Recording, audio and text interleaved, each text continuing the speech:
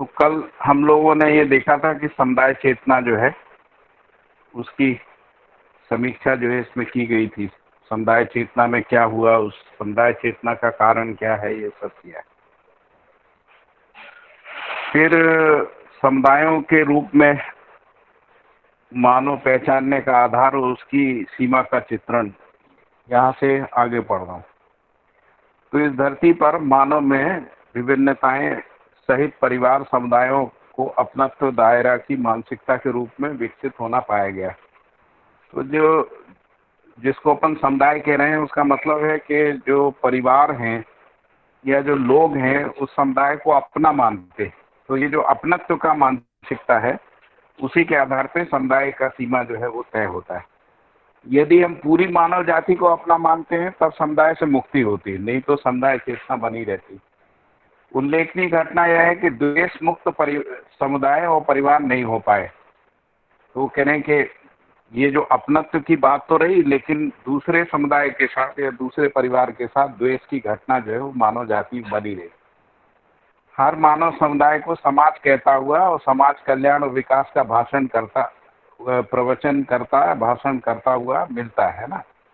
परिवार का हित चाहते हैं और अपने समुदाय का भी हित चाहते हैं। तो कह रहे हैं कि हर समुदाय जो है वो संकीर्णताओं में रहते हुए, यानी अपनी समुदाय चेतना में रहते हुए दूसरे के साथ द्वेष करते हुए भी समाज कल्याण का भाषण करते हैं। मतलब समाज कल्याण का मतलब पूरी मानव जाति को समाज के रूप में देखें तो उनके कल्याण की बात करते हैं, जबकि दूसरे समुदाय के साथ द्वेष बना रहता है। और क्या करते हैं तो अपने परिवारगत और जो समुदायगत जो कुकर्म है, अत्याचार है, उसको छिपाने में एक दूसरे के लिए सहयोगी हो जाते हैं। तो फिर ये कहा कि इस प्रकार के समुदाय दो आधारों पर स्पष्ट होते हैं। एक है जिसको अपन कह रहे हैं खाना पीना कपड़ा लत्ता आदि आदि, आगंतुकों का स्वागत करने से संबंधित, विवाह आदि करने के और नाच गाने के आधार पर। और दूसरे प्रकार के समुदाय हैं जो कर्म उपासना आराधना प्रार्थना उनके आधार पे, जिसको अपन लोग मत पंथ और संप्रदाय आदि बोलते हैं ना। और इस तरीके के जो समुदाय हैं जिनको कल्चरल आइडेंटिटी के आधार पे समुदाय बोलते हैं, जैसे पंजाबी गुजराती मराठी, इस तरीके से जो है ना।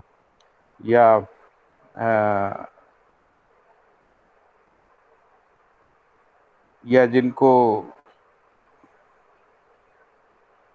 पहाड़ी मैदानी आदि भी बोलते हैं। सबके जो कल्चरल डिफरेंसेस रहते हैं, या फिर जातिगत भी कुछ ऐसे समुदाय हो सकते हैं। और जब उपासना प्रार्थना के आधार पे होता है तो मत पंथ आ जाते हैं, है ना। जैसे अपने हिंदू परंपरा में बहुत सारे मत पंथ के रूप में संप्रदाय है ना, जैसे जो शैव शाक्त हैं, वैष्णव हैं, गणपत हैं, सौरी हैं, इस तरीके से आर्य समाजी हैं, और भी बहुत सारे, इन सब के अंतर्गत भी बहुत सारे समुदाय हैं। तो दो प्रकार के समुदाय की यहाँ पर बात आई। संस्कृति के साथ सभ्यता का पहचान हर समुदाय स्वीकारता ही है।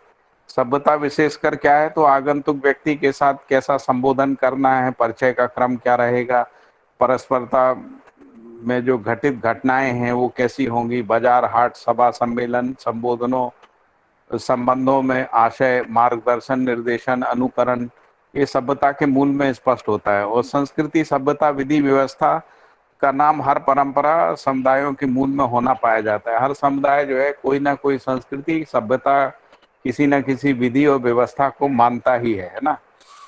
और फिर आगे लिखा है कि धर्म संविधान और राज्य संविधान दोनों संविधानों में शक्ति केंद्रित ही दिखते हैं। तो इन समुदायों में फिर क्या हुआ, सभ्यता संस्कृति विधि व्यवस्था के साथ संविधान आ गया, और वो संविधान को धर्म संविधान कहा और राज्य संविधान कहा। ये धर्म और राज्य संविधान जो है वो दोनों शक्ति केंद्रित देखे गए। शक्ति केंद्रित का मतलब होता है कि जब हम डंडे से या बलपूर्वक या भय से नियंत्रण करते हैं उसको शक्ति केंद्रित कहते हैं। फिर लिखा है कि सभी जो राज्य आर्थिक राजनीति संपन्न जो संविधान वो भी शक्ति केंद्रित शासन के रूप में ही है। तो जब ये जिसको अपन राज्य संविधान कह रहे थे और राज्य को कह रहे थे कि धर्म राज्य है, बाद में जो राज्य हैं वो इकोनॉमिक स्टेट हो गए, जिनको हम लोग आर्थिक राज्य कहते हैं। लेकिन जो संविधान था वो शक्ति केंद्रित शासन के रूप में ही रहा। इसका व्यवस्था सुविधावादी होना भी देखा गया। फिर वो कह रहे हैं कि इस शक्ति केंद्रित शासन में सुविधावादी प्रवृत्ति भी साथ साथ दिखी। धर्म संविधानों के अनुसार भी द्वंद्व प्रायश्चित बहिष्कार के रूप में शक्ति केंद्रित रहा। यहाँ धार्मिक राज्य के रूप में मान्यताएं प्रभावित रहा। हर संविधान के अनुसार संप्रभुता, प्रभुसत्ता, अखंडता, अक्षुण्णता का दावा करते रहे, अर्थात सभी संविधानों का जो प्रभाव सीमा सहित रहना पाया जाता है और उस सीमा में कोई भी समुदाय रहता ही है। और समुदाय का चित्रण जो है इस प्रकार से है: नस्ल, रंग, नस्ल, जाति, मत, पंथ, परंपरा, धर्म, भाषा, देश, धन और पद। तो इन 11 आधारों पे समुदाय का चित्रण है, जिसकी परिभाषाओं को हम लोगों ने पढ़ाई था। फिर ये कह रहे हैं कि इन 11 प्रकार के जो समुदाय हैं, इनमें जो जागृति का क्रम है उसमें 2 पद पे पशु मानव, राक्षस मानव है, और बाकी जागृति पे 3 पद हैं, जिनको हम लोग मानव, देव मानव, दिव्य मानव कह रहे हैं। इस तरीके से बाबा जी ने इसको डिफाइन किया। फिर है पेज नंबर 17 पे, ऊपर वर्णित क्रम में विविध समुदायों के रूप में पनपता हुआ परंपराएं अपने अपने परंपरानुगत विधि से पीढ़ी से पीढ़ी को क्या सौंपते आए हैं, और इस 20वीं शताब्दी के अंतिम दशक में जीती जागती पीढ़ी को क्या से क्या सौंप गए, इस मुद्दे पर एक सामान्य अवलोकन आवश्यक है। परंपरागत, यदि परंपरा विगत में मानव और मानव के साथ क्या किया, मानवीयता प्रकृति के साथ क्या किया, ये 2 अवलोकन का मुद्दा बनता है।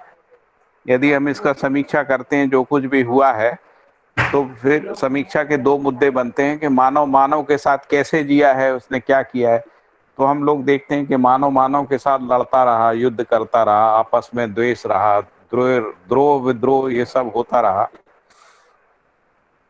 हिंसा भी होती रही। ये सब मानव मानव के साथ होता, अन्याय, शोषण, अपराध, ये सब मानव का मानव के साथ होता रहा। और मानवीयतर प्रकृति के साथ जो प्राकृतिक संतुलन था उसको हमने बिगाड़ दिया। नदियां खराब कर दी, तालाब खराब कर दिए, कुएं खराब कर दिए, हवा खराब कर दी, है ना।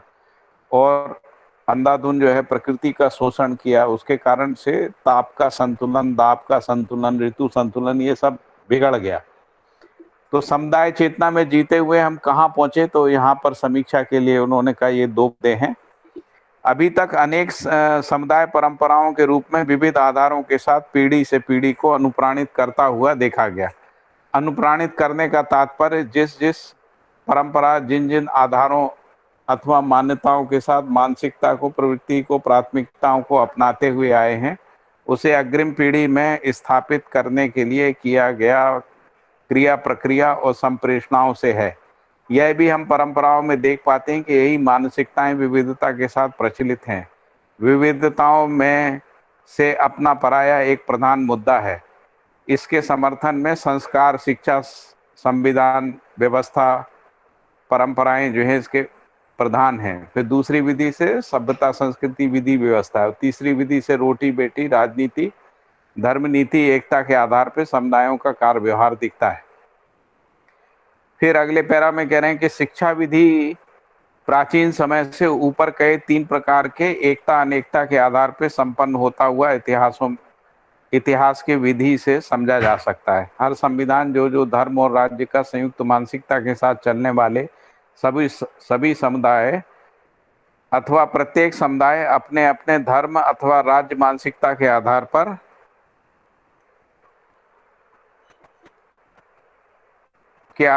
पर और इनके समर्थन में शिक्षा संस्कारों को स्थापित करने में सतत जारी रहे।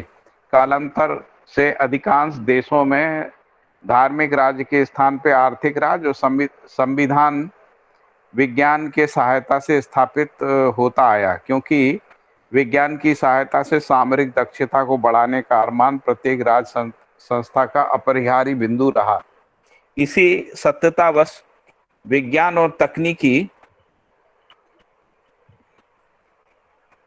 इन्हीं अपरिहार्यताओं की सहयोगी होने के आधार पर विज्ञान को बढ़ावा मिला और बिना किसी शर्त के ये बढ़ावा जो है मिलता रहा है ना।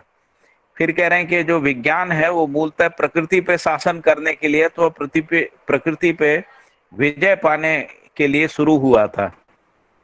प्राकृतिक घटनाओं से भयभीत तो प्राकृतिक संपदा के प्रलोभन, मानस संपन्नता, मानव इस आवाज को स्वीकार कर लिया, इसके पक्ष को मान लिया। तो जो प्राकृतिक घटनाओं से भय और प्राकृतिक संपदा का जो प्रलोभन है, इसके कारण से विज्ञान जो है प्रकृति पे शासन करने और प्रकृति पे विजय पाने के लिए शुरू हुआ।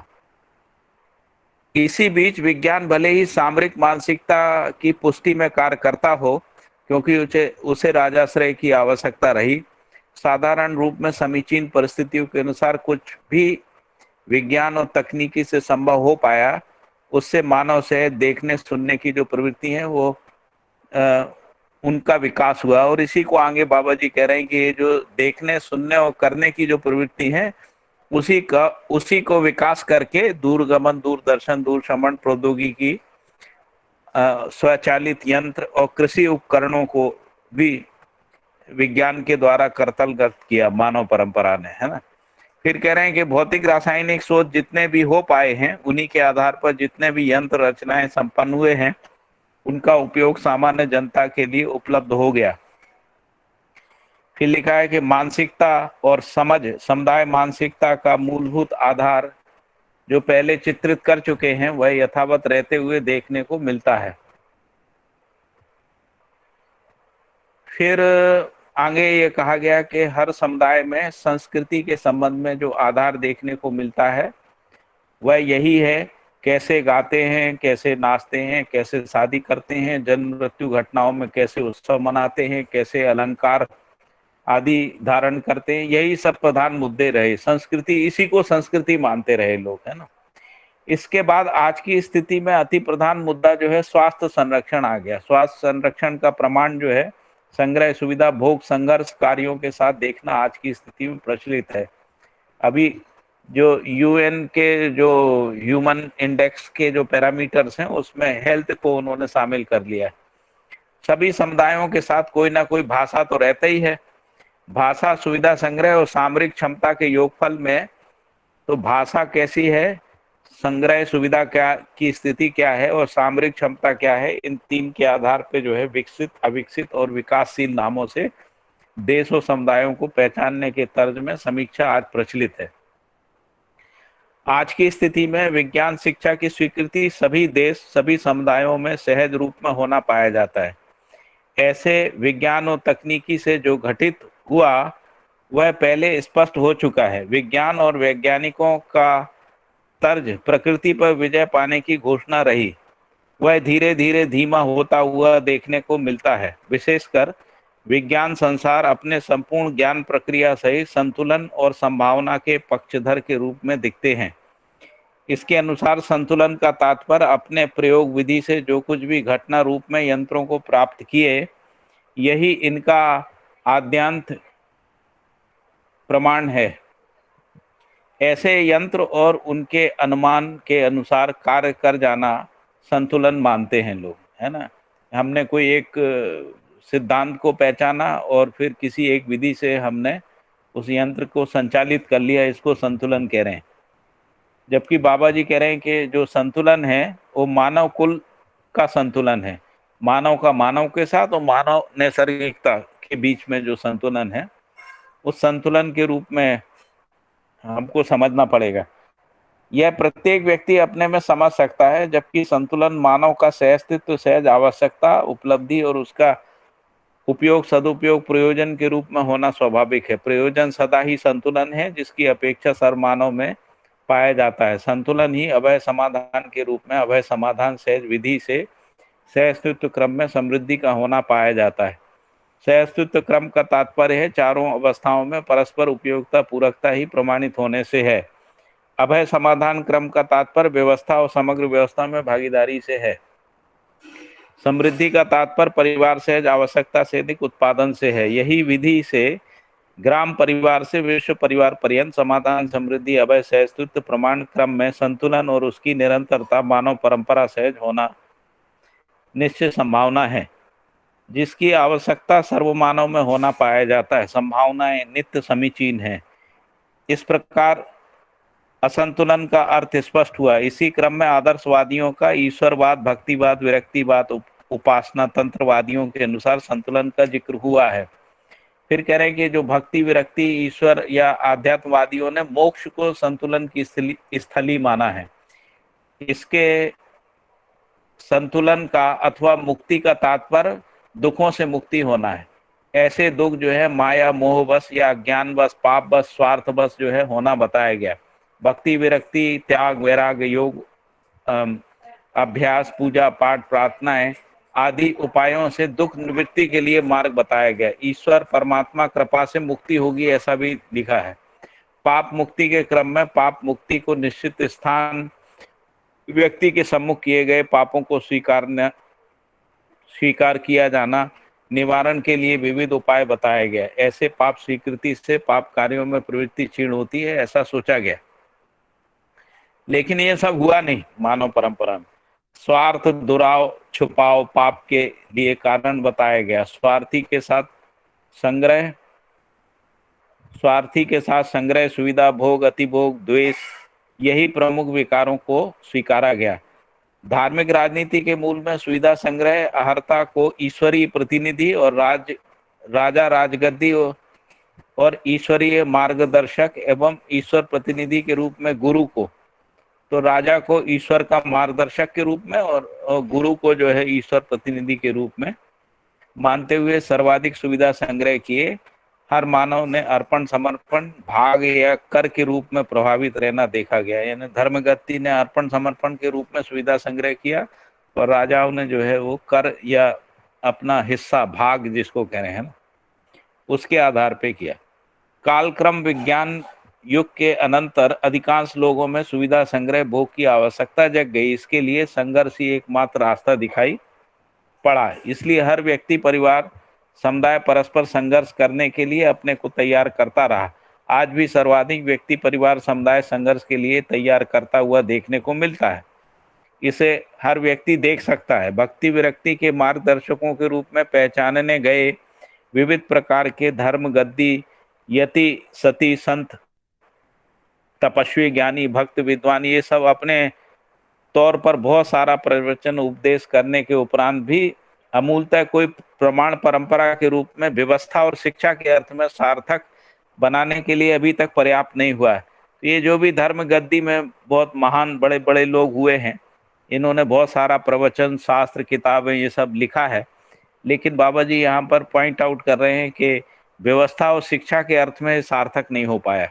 दूसरी विधि से शिक्षा व्यवस्था, अखंड समाज, सार्वभौम व्यवस्था में से के लिए आवश्यक सूत्र, व्याख्या सहित विधियां किसी एक परंपरा से या संपूर्ण परंपराओं से मिलकर अध्ययन गम्य नहीं हुआ। तो कह रहे हैं कि अखंड समाज, सार्वभौम व्यवस्था का जो अपेक्षा आदि काल से रहा है, तो जो शिक्षा व्यवस्था जो भी विकसित हुई, उससे कोई ऐसी सूत्र, व्याख्या या विधि, प्रक्रिया, प्रणाली, शिक्षा की वस्तु आदि निकल के नहीं आई है जिससे कि ये अखंड समाज, सार्वभौम व्यवस्था के लक्ष्य को प्राप्त किया जा सके, है ना, या कम से कम अध्ययन गम्य हो जाए, वो भी पहचानने में नहीं आया। इन्हीं कारण बस पुनर्विचार की आवश्यकता समीचीन हुई, तो विकल्प प्रस्ताव के रूप में प्रस्तुत है। फिर कह रहे हैं कि आस्थावादी विचार, प्रतिबद्धताओं सहित व्यक्त किया गया निष्ठा को पंथ, संप्रदाय, मत और धर्म के नाम से बताया गया। ऐसी निष्ठाएं एक एक विभिन्नताओं के साथ देखने को मिली। यही आदर्शों का भी आधार होना पाया गया। ऐसी निष्ठाओं को सर्वाधिक लोग आदर्श मानकर स्वीकारते आते हैं, जैसे पूजा करने का तरीका, मंत्र के उच्चारण का, आशयों का तरीका, मान्यताओं का तरीका। इन सबके मूल में पाई जाने वाली रहस्यमयी आधार है। वो क्या है? जैसे ईश्वर, देवी देवता, ब्रह्म, परमात्मा का स्वरूप, कार्य, महिमा, वर्णन भी अति रहस्यमयी होने के रूप में बताए जाने वाले वाङ्मयों को पावन ग्रंथों के रूप में माना गया है। ऐसे वाङ्मय और मान्यताओं, महिमा, वर्णों के साथ साथ अनेकानेक व्यक्ति जुड़कर अनेक प्रकार से साधना अभ्यास करने वाले लोग ही साधु, संत, तपस्वी, यति, सती सब प्रख्यात हुए। यही महापुरुषों के नाम से भी ख्यात है।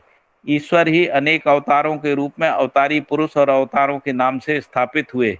यह सब भी देखने के उपरांत भी समुदाय और उनकी मान्यताएं अंतर विरोधी रही। तो जो भी बड़े लोग हुए हैं जिन्होंने दर्शनों को प्रतिपादित किया है, या जिनको हमने कहा कि ईश्वर के अवतार हैं, वो उनको मानने वाले जो समुदाय हैं उनमें भी अंतर विरोध देखने को मिलता है। जैसे जो शिव को मानते हैं, या जो राम को मानते हैं, जो कृष्ण को मानते हैं, जो देवी को मानते हैं, और इन सबको राम कृष्ण देवी और इन सबको ईश्वर मानते हैं, उनको मानने के आधार पर जो समुदाय बनते हैं उनमें भी मान्यताओं में अंतर विरोध देखने को मिलता है और बहिर्विरोध भी देखने को मिलता है, क्योंकि इनमें आपस में संघर्ष होता रहा है। तो इसलिए बहिर्विरोध सहित अंतर विरोध देखने को मिलता है, ऐसा कह रहे हैं। अंतर विरोध का तात्पर्य है कि जिस प्रकार से आदर्श वाङ्मय आराधना आदि को मानते हैं उसी में मतभेद होते हैं। बाह्य विरोध का तात्पर्य है एक दूसरे को विधर्मी अधर्मी श्रेष्ठ नेष्ठ क्रम में एक दूसरे के बीच दिखने वाली घृणा उपेक्षा भय आतंक साक्षी है। मतभेदों विरोधों के साथ भय आतंक का होना स्वाभाविक है। इसके मूल में घृणा उपेक्षा तिरस्कार ये सब कारण हैं। इन आधारों पर अपने में अपर्याप्त रहते हुए अन्य समुदायों के साथ विरोधों को बनाए रखते हैं। ऐसे ही समुदाय विधि राज्य का आधार हैं। राज्य भी विरोधों के साथ अर्थात अड़ोस पड़ोस देशों को दुश्मन मानते हुए देशवासी गलती करते हैं, ऐसा मानते हुए संविधान में कानून कायदा प्रक्रियाओं को स्थापित कर लिए हैं। यही मुख्य मुद्दा है कि अंतर विरोध बाह्य विरोध रहते हुए समुदाय समुदाय के बीच सामरस्यता संगीत कैसे हो। उक्त सभी प्रकार की विविधताएं राज्य और धर्म गद्दी के रूप में स्पष्टतः दृष्टिगोचर हो पाते। इन्हीं गद्दियों के कार्यक्रम कार्रवाई के फलस्वरूप अपने में अथवा अपने अपने में अपरिपूर्णता अपर्याप्तता के परिणाम में विज्ञान का स्वागत हुआ। यानी जो आदर्शवादी परंपरा पहले से थी लेकिन वो अपरिपूर्ण और अपर्याप्त लग रही थी, इसी कारण से जब विज्ञान आया तो उसका स्वागत किया लोगों ने। इस शताब्दी के पूर्व विज्ञान तकनीकी दूर दूर तक प्रवेश कर चुका था। इस शताब्दी के मध्य तक सब जगह पहुंच गया था। इसके बावजूद भी समुदाय विविधता यथावत बना रहा।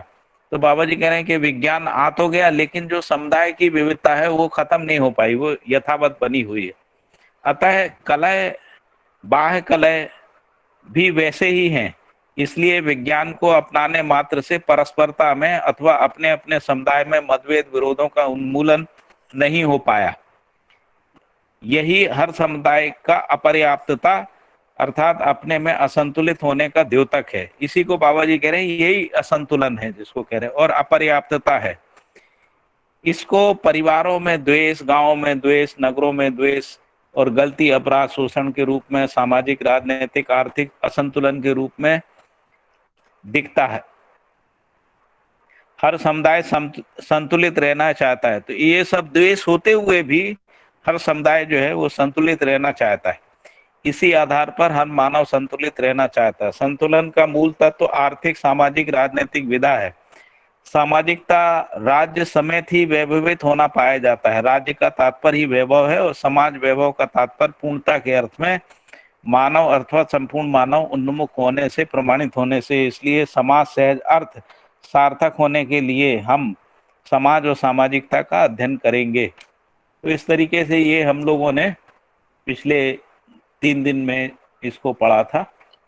आज हम इसके आगे का अध्ययन शुरू करेंगे। तो आप में से कौन पढ़ेगा इसको?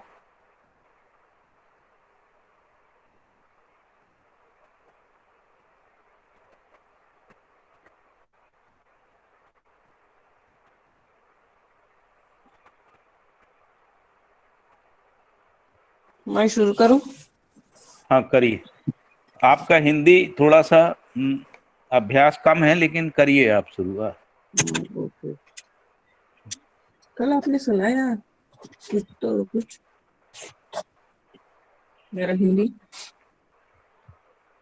पढ़िए पढ़िए। माइक ऑन करिए ना आपको यदि बोलना है।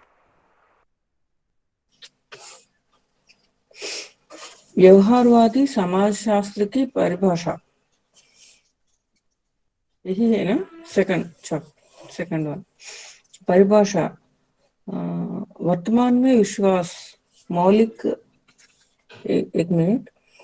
वर्तमान में विश्वास मौलिक अधिकार पूर्ण विधि से मानव के साथ पहचाना गया संबंध में मूल्यांकन पूर्वक उभय तृप्ति, परिवार सहज आवश्यकता से अधिक उत्पादन में भागीदारी, मूल्य चरित्र नैतिकता पूर्ण आचरण पूर्वक व्यवस्था सहज प्रमाण को प्रस्तुत करते हुए समग्र व्यवस्था में भागीदारी व भागीदारी के प्रति सम्मति का सहज स्वरूप में प्रमाणित होना ही व्यवहारवादी समाज है। और शास्त्र का तात्पर्य शिक्षा, संस्कार पूर्वक ग्रहण योग्य सभी उपक्रम और कार्य प्रणाली है। इस प्रकार व्यवहारवादी समाज व शास्त्र का धारक वाहक मानव ही होना स्पष्ट है। विश्वास का तात्पर्य वर्तमान में सर्वतोमुखी समाधान और उसकी निरंतरता से है।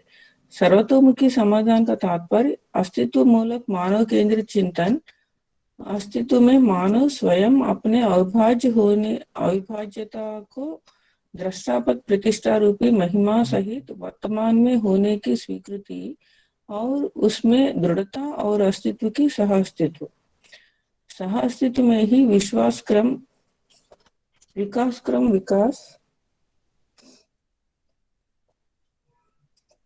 जागृति रासायनिक भौतिक रचना विरचना सहज प्रमाणों की स्वीकृति सहित प्रमाणीकरण किया संपन्नता से है। समाज शब्द का अर्थ भी उक्त स्पष्ट परिभाषा और उसके आशयों को पुष्ट करता है।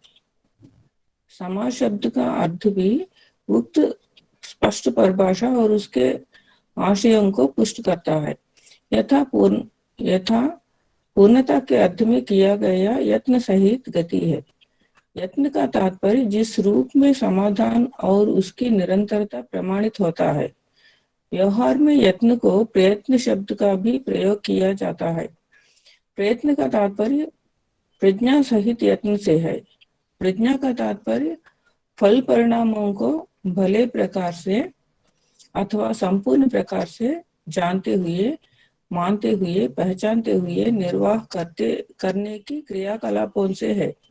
समाज की परिभाषा स्वयं जिन जिन तथ्यों को परंपरा में प्रमाणित करने को इंगित करता है, इसे सार्थक बनाने के कार्यक्रमों को सामाजिक कार्यक्रम कहेंगे। क्योंकि हर व्यक्ति समाज परिभाषा का प्रमाण होना एक सर्वस्वीकृति तथ्य है। यह भी इसमें मूल्यवान अथवा आवश्यक स्वीकृति है कि मानव ही अखंड समाज और सार्वभौम व्यवस्था का धारक वाहक होने योग्य इकाई है। साथ ही इसकी अनिवार्यता भी स्वीकृत है। नैसर्गिक रूप में जागृति नित्य समीचीन है। जागृति वर्तमान में ही प्रमाणित होती है। प्रमाणित करने वाली इकाई केवल मानव है। शुद्धतः इसका मूल रूप मानव अपने स्वत्व रूपी मानवीयता अथवा मानवत्व में से के लिए जागृत होना ही है। मानवत्व मानवों को स्वीकृत वस्तु है। मानवत्व पूर्वक ही मानव अपने गौरव और वैभव को स्थिर बनाया चाहता है। ऐसे मानवत्व को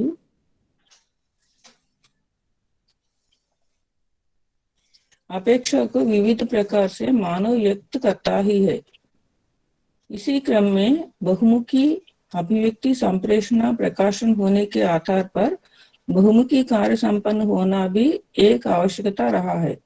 ऐसी सुदृढ़ आधार पर ही सुदूर विगत से ही कम 4 आयामों से अपने परंपरा को बनाए रखे है, जैसे शिक्षा, संस्कार, विधि और व्यवस्था। दूसरी विधि से संस्कृति, सभ्यता, विधि और व्यवस्था है। इसे सभी समुदायों में स्वीकारा हुआ और निर्वाह करता हुआ देखने को मिलता है, चाहे सार्थक ना हो। इससे स्पष्ट हो जाता है भले ही मानव कुल अनेक समुदायों में बांटे क्यों न हो, यह चारम अथवा बहु क्या है ये चहुं दिशा चहुं दिशा वादी, चहुं चारों दिशा।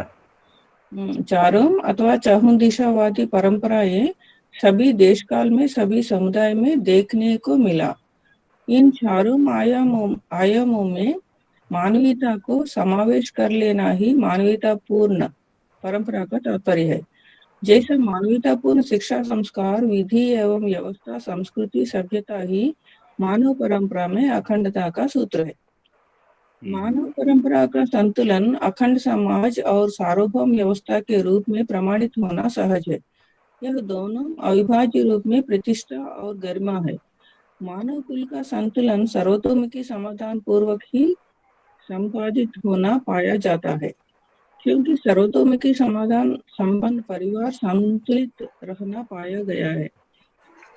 हर परिवार में एक से अधिक व्यक्तियों का होना सर्वविदित है अथवा सम्मिलित कार्य व्यवहार का होना पाया जाता है।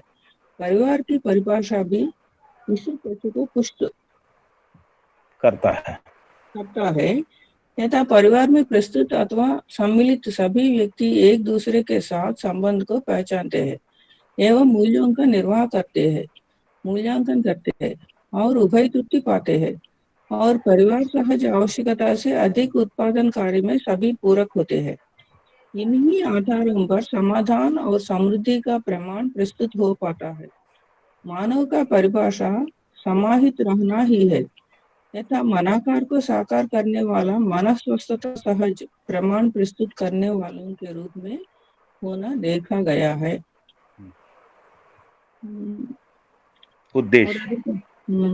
उद्देश्य समाज परिभाषा में पूर्णता के ओर निर्देश है।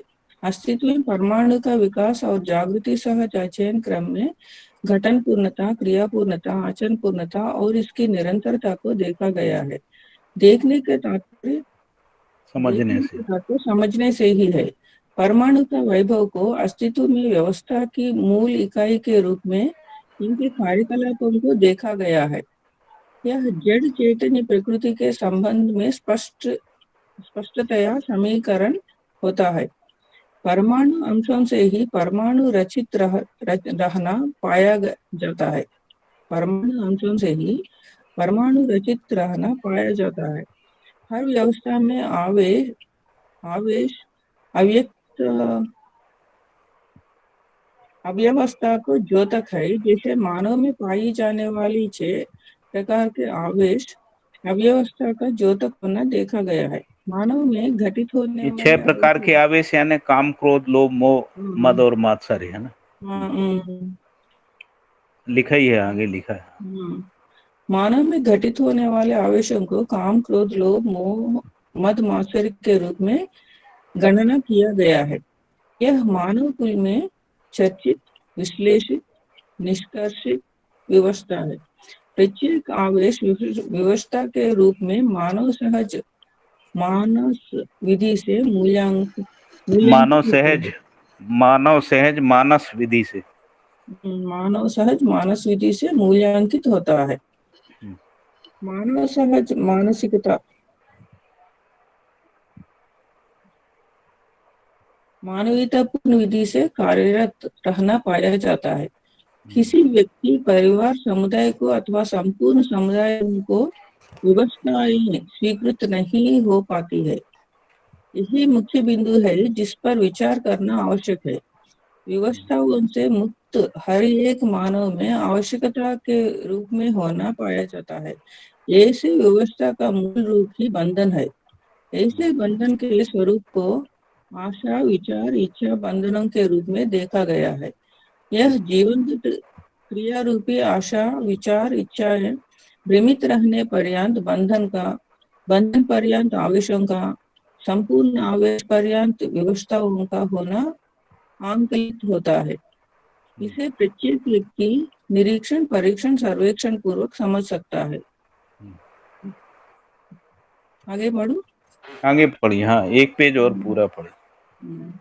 मानव जीवन के अध्ययन क्रम में यह पाया गया है, जीवन ही ब्रह्म अथवा अजागृतिवश, हाँ। जब किए जाने वाले क्रियाकलाप भ्रम के रूप में बंधन को और पूर्व। जागृति पूर्णता पूर्वक बंधन से मुक्ति को अनुभव करना एक सहज क्रिया है। इस प्रकार जीवन जागृति ही बंधन मुक्ति का स्वरूप होना, कार्य होना, व्यवहार होना, व्यवस्था और आचरण होना पाया गया है। जागृति मूलक विधि से जागृतिगामी कार्यक्रम सफल होता है। जागृति मूलक विधि से जागृतिगामी कार्यक्रम सफल होता है। जागृति मूलक अभिव्यक्ति संप्रेषणाओं को कोई न कोई एक मानव अपने अनुसंधान पूर्वक निश्चित चिंतन, अभ्यास, विचार, अनुभव, प्रमाण के आधार पर ही इसका अभिव्यक्ति संप्रेषण संभव होना पाया जाता है। जागृति सर्वमानवों में स्वीकृत तथ्य है। जिसे प्रत्येक व्यक्ति प्रत्येक कार्य, व्यवहार, विचारों को जागृति पूर्वक ही सटीक मानने का प्रमाण वर्तमान होना पाया जाता है। हर व्यक्ति जागृति पूर्वक ही दिशा, मार्ग, कोण, संस्था, विकास, ह्रास, जागृति, परमाणु, अस्तित्व, सहअस्तित्व, मूल्य, मूल्यांकन, समाधान, प्रमाण, प्रामाणिकताओं को अभिव्यक्ति व संप्रेषित करता है। मार्ग और दिशा, इन दो मुद्दों पर विचार देखें। मानव यह आदिकाल से मानते ही आया है कि हमें दिखता है। देखने की मूल क्रिया आंखों को माना गया है। आंखों में जैसा भी दिखता है वह हाथों के जैसा नाक से, नाक जैसा कान से, कानों से जैसा जीभ से ना दिखकर हर वस्तु का विभिन्न आयाम उन ज्ञानेंद्रियों से पहचान में आता है। जैसे मतलब जो आंखों से दिखता है, कान जो से नहीं आंखों से दिखता है वैसा हाथ से नहीं दिखता, और जैसा हाथ से दिखता है नाक से नहीं दिखता, नाक से जैसा दिखता है वैसा कान से नहीं दिखता है, यही कहा। तो ये कह रहे हैं कि विभिन्न आयाम उन इंद्रियों से पहचानने में आता है। ठीक है, आगे बढ़े। उन ज्ञानेंद्रियों से पहचान में आता है। जैसे कि एक आंवले को आंखों से देखने से, जीभ से और हाथों को देखने पर विभिन्न आयाम दिखती है, गंध से भी भिन्न आयाम दिखाई पड़ती है। आंखों से केवल आकार आयतन घन में से आकार आयतन घन का कुछ अंश समाती है और चीजें आंखों में आती नहीं। इन आंखों से देखी हुई एक मार्ग को देखने पर भी मार्ग की चौड़ाई कुछ दूरी तक, लंबाई आंखों से आता है। कहाँ तक मार्ग गया है वहां तक आंखों से दिखाई आता नहीं है। जहाँ तक आदमी को जाना है वहां तक मार्ग है, यह तक समझ में आता है। यह भी मानव सोचकर देखा है, स्मृति के आधार पर यह सब समझकर जो आंखों में नहीं आता है वह सब सुना हुआ है। आदमी से सुनकर स्मृतियों के रूप में क्या चीज पाया यह सोचा गया। उनमें बहुत दिन तक यह मानते रहे सिर में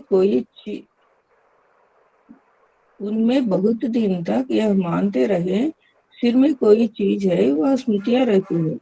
अंततः बुद्धिजीवी और तकनीकी मानव ने सिर को भी खोलकर देख लिया, वहां भी शरीर के अंग आवश्यक के रचना अंग अवयव के रचना में भागीदारी किया हुआ वस्तु और द्रव्य ही दिखाई पड़ी। इसी के साथ सूक्ष्मतर नस जालों के रूप में बिछी देखा गया। पहले से पता लगाए हुए मांस पेशियां भाग में था कि आंख, कान, नाक, गल तंत्र और सिर भाग में बनी हुई ये मेदस तंत्र और मेदस तंत्र से जुड़ी हुई विधियों को अध्ययन किया जा चुका है। इसी के साथ हृदय तंत्र, फुफ्फुस तंत्र उपसन वृक्क यकृत तंत्रों को वृक्क और यकृत तंत्रों को, हाँ, वृक्क यकृत तंत्रों को और मलाशय, गर्भाशय, मूत्राशय व अग्राशय, अग्नाशय, आग्नाशय, पक्वाशय, पित्ताशय हाँ, सभी प्रकार के रस ग्रंथियों को, गल ग्रंथियों को, स्वर ग्रंथियों और तंत्रों को, चर्म रस वस वसा, चर्म बसा, रस वसा, हड्डी, रक्त रक्त, पुष्टि और कोशिकाओं में निहित प्राण सूत्रों, उसमें समाहित रचना विधि संकेतों तक अध्ययन करने का प्रयास मानव ने किया है। इसका अंतिम प्रक्रिया और मूल प्रक्रिया को इस प्रकार देखा गया है कि रासायनिक द्रव्यों, प्राण कोशिकाओं और रचना सूत्र संपन्नता के आधार पर संपूर्ण रासायनिक रचनाएं और विरचनाएं संपन्न होता हुआ देखने को मिलता है। इसी विधि से प्रत्येक मानव शरीर रचनाएं गर्भाशय या गर्भाशय सदृश वातावरण में रचित होता हुआ देखा गया। ऐसा शरीर रचना का स्वरूप ऊपर संक्षिप्त रूप में बताया गया। रासायनिक भौतिक योग संयोग के रूप में संपूर्ण मानव शरीर, जीवों का शरीर और अवस्था के संपूर्ण प्रकार, अन्य वनस्पतियों का रचना विरचना अध्ययनगामी हो चुकी है। इन अध्ययनों में पूर्णता, परिपक्वता और समग्रता के साथ अंतर संबंध और बाह्य संबंध, प्रयोजन और निष्कर्षों को पाने के लिए प्रयास चल ही रहा है। ऐसे प्रयास विविध देश काल में संपन्न होता हुआ आया है। यह मानव परंपरा में विदित तथ्य है। शरीर रचना संबंधी तथ्यों के साथ साथ जितने भी मानव अपने में जीव प्रकृति अथवा जीव चेतना के साथ निर्णय लिए गए, वह सब अधूरा अथवा संदिग्ध अथवा निराधार, अवैधता को वैध मानने वाला होना देखा गया। जैसे रचना में अनुरूप चेतना कार्य करने के आधार पर, अर्थात शरीर वंशानुसंगी विधि से कार्य करने की विधि पर विश्वास किए अथवा मान लिए, हर दिन, हर क्षण, हर पल मानव का निरीक्षण, परीक्षण, सर्वेक्षण विधियों के चलते इसके निराधारता स्पष्ट होता आया। जैसे रचना क्रम में मेधस तंत्र एक अद्भुत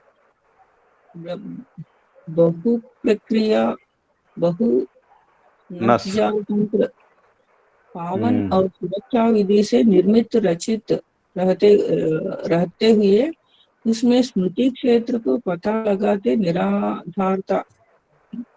निराधारता और स्थली में हम होना पाते हैं। जबकि हर देश काल में विभिन्न वातावरण, नैसर्गिकता और संयोग विधियों के अनुपात, प्रक्रियाओं के अनुरूप और मानव के आहार विहार सहित संयोगों के फलन में अथवा फलस्वरूप ये रोग निरोधता को पहचानना संभव हुआ है और यह सदा सदा के लिए मानव परंपरा में से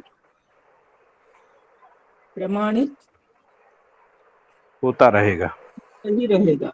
इस प्रकार मानव शरीर का अध्ययन और जीव शरीर का अध्ययन से वंश का स्वरूप स्पष्ट होता है। यह डिंब और शुक्र सूत्र का संयोग, उसके पुष्टि और पुष्टि के लिए प्राप्त द्रव्यों की पवित्रता, शुद्धता और संयोग विधियों के आधार पर विविध प्रकार से प्रभाव पड़ते हुए देखने को मिलता है। इन्हीं आधारों पर एक ही माता पिता से संभावित प्रमाणित प्रस्तुत संतानों में विविधताएं होना पाया गया। यथा माता पिता के संतान विद्वान और विद्वान माता पिता के संतान मूर्ख भी होता हुआ, उन्हीं के रूप में होता हुआ और उनसे भिन्न रूप में होता हुआ भी देखा गया है। इन जीते जागते प्रमाणन से वंशानुसंगी का स्थिरता, विश्वसनीयता, आवश्यकता और उसकी सार्थकता अध्ययन गम्य नहीं हो पाया। इन इच्छाओं के प्रति विश्वास भी किया एवं अथक प्रयास किए। अथक प्रयास किया। ऐसे अपेक्षित संतुलन बिंदु को पाया नहीं है। ऐसे अपेक्षित संतुलन बिंदु को पाया नहीं है। इसकी गवाही यही है, मात्रा का स्थिर बिंदु मानव आज तक पाया नहीं। इसका कारण परमाणु अंश में मूल मात्रा स्थिर मात्रा को खोजने गए, जबकि अस्तित्व सहअस्तित्व में अथवा सहअस्तित्व रूपी प्रमाण रूप में किसी न किसी परमाणु में और उस परमाणु सहज व्यवस्था में भागीदारी के रूप में कार्यरत रहता हुआ प्रत्येक अंश देखा गया है। इसलिए मूल मात्रा का स्वरूप परमाणु है, ना कि परमाणु अंश। बस यहाँ रुकते हैं अपन, यहाँ रुकते हैं।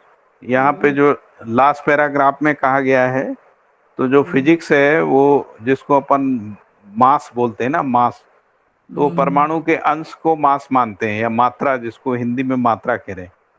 बाबा जी कह रहे हैं कि जो मात्रा का पहचान है वो परमाणु में होता है, अंश में नहीं होता है। तो जब अंश आपस में मिलके परमाणु बना लेते हैं, तभी उनमें रूप गुण स्वभाव धर्म के रूप में मात्रा जो है वो स्पष्ट होती है, ऐसा कह रहे हैं। हाँ जी, अजीत भाई बताइए कुछ। अजीत जी,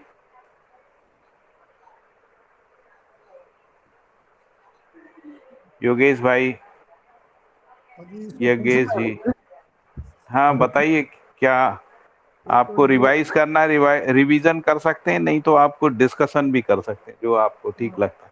ये जो अभी आपने पढ़ा ना, मात्रा का स्थिर बिंदु, हाँ हाँ, पहले वाला पूरा पैराग्राफ जो है ना, जी जी, क्या कहना चाह रहे हैं बाबा जी? हेलो, हाँ जी भैया कौन सा पेज है, कौन सा चैप्टर है ये 34 नंबर का पेज है। अच्छा। और अध्याय 2 है, अध्याय 2 का 34 नंबर पेज पे अभी समाप्त हुआ है। 34 नंबर पेज का पैराग्राफ पूरा हुआ है ना। तो फिर शुरू कहाँ से हुआ? अध्याय 2 से शुरू हुआ ना, अध्याय 2 से। अध्याय 2 से शुरू हुआ। अध्याय हाँ, 2 कल हम लोग पूरा पढ़ चुके थे। अच्छा, कल हम लोग पढ़ लिए थे, फिर कल हम लोगों ने आधा रिवीजन भी कर लिया था, आज आधा रिवीजन किया अध्याय 1 का, फिर अध्याय 2 का पठन जो है वो शुरू हुआ। अच्छा। पद्मा प्रिया जी ने आज इसका पठन किया और हम उससे आश्वस्त हो गए कि उनको हिंदी पढ़ना बहुत अच्छे से आता है ना। हाँ हाँ जी, हाँ जी। पढ़ने में समझ में आया, पढ़ने में कोई त्रुटि नहीं थी, हाँ है ना। जरा वो जहाँ रोकना चाहिए वहाँ रुकाया मैंने। हाँ हाँ हाँ, ऐसे किया। हाँ, केवल हाँ, अभ्यास की बात है। कैसे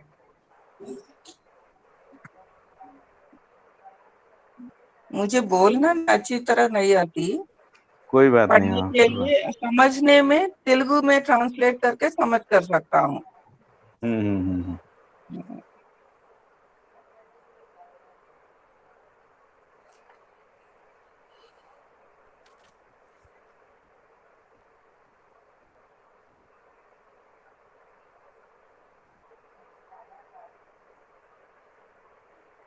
हाँ जी, आपका प्रश्न ये था कि इससे पहले जो बात हुई अजीत भाई, हाँ जी, हाँ जी, तो उसका प्रयोजन क्या है?